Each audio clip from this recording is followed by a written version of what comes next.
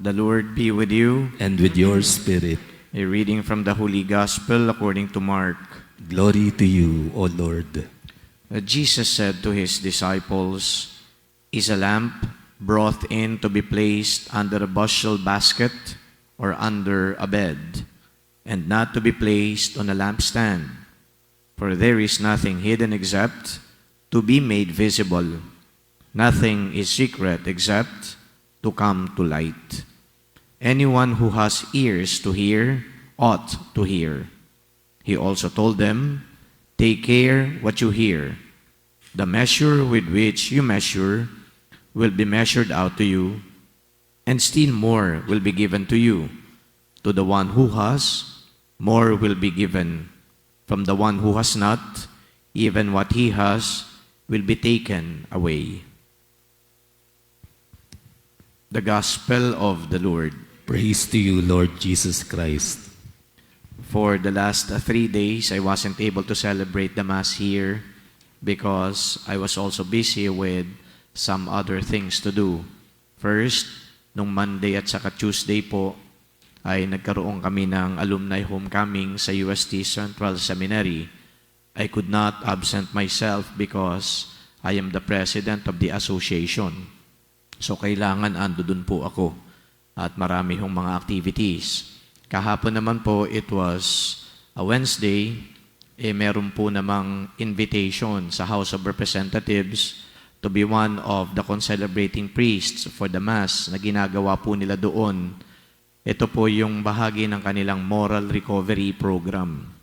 So, hindi din po ako makatanggi dahil ang trabaho ko po sa Catholic Bishops' Conference of the Philippines ay bilang Executive Secretary ng Episcopal Commission on Public Affairs. At ang Public Affairs, ito po yung parang liaison ng CBCP sa mga public offices. Kaya doon po ay napag-usapan din namin kahapon na magkakaroon ng pag-uusap-usap at dialogo para makita natin kung paano mag-move forward ang ating bansa dahil na rin sa pagtutulungan ng dalawang malalaking institusyon na ito, ang Estado at saka simbahan. So at least po ngayong tanghali ay andi dito ako, pero pagkatapos po ng misa, meron naman hong Presbyteral Council meeting sa Archdiocese of Manila. And I have to be there because I will present to the Cardinal and to my fellow members of the Council the program of activities for the 40th anniversary of People Power. So bukas andi dito ulit tayo kasi tapos na yung mga activity. But then, it was good to be able to, celebrate this Eucharist again with you and then reflect with you on the Gospel. Napakasimple lang nung sinasabi ng Gospel. Makinig yung mga dapat na makinig. At yung mga itinatago, ito po ay hindi maitatago habang buhay sapagkat ito ay makikita at malalaman din ng buong madla.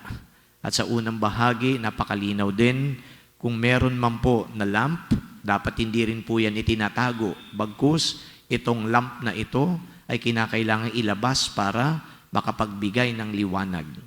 So let's focus on the last one, makapagbigay ng liwanag. In the other parts of the scriptures, it is always said that we who are followers of Christ are the salt of the earth and the light of the world. So meaning, we are given the mission to enlighten the world. Hindi lang to enlighten, to lighten the world.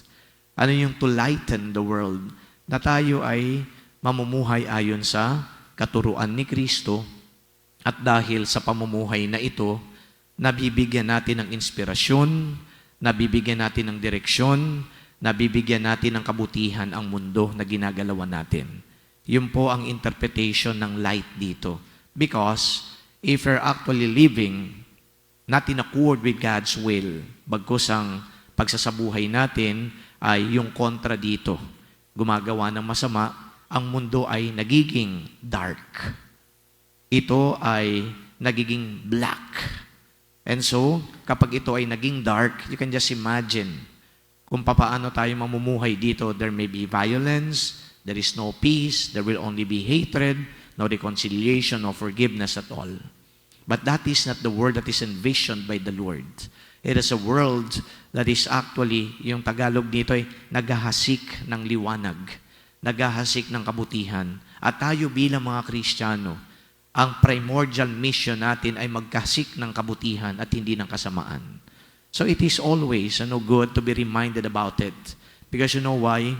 Sometimes in our personal circumstances or in the personal circumstances of our lives, nakakalimot tayo sa ganitong mission at vocation. Even we priests, parang nakakalimot din because sometimes kami pang mga pari ang pinag-uugatan o pinag-uumpisahan, halimbawa ng kaguluhan, ng division. Kaya nung nag-usap-usap po kami doon sa alumni homecoming, it was so refreshing to be able to listen to the reflections, sharing of some other priests, and to be able to once again be grounded and be rooted. Na yun talaga ang mission namin, ang gawain namin.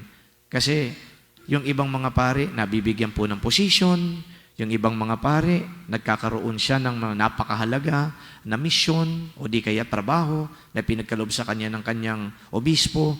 At doon, careerism na ang tawag doon sa bokasyon ng pagpapari. It's as if the priest should always aspire to go up higher in the ladder of success. Kaya yung reminder doon sa amin, well, being a priest and being a bishop, it's not all about career or careerism. It's all about service. It's all about being in the mission of helping people. Palagay ko, isa din yan sa magpapaliwanag sa mundo na ginagalawan natin kung pinaglilingkuran natin ang bawat isa. So, but then again, here we are, trying to somehow absorb the meaning and the sense of this message.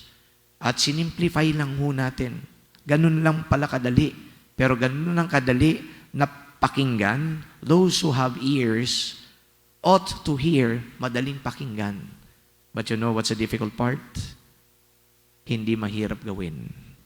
That's why in this Mass we pray, Lord, you gave us ears to hear, and perhaps we are listening to you, but also give us the courage to accept the mission, and the courage to do your will.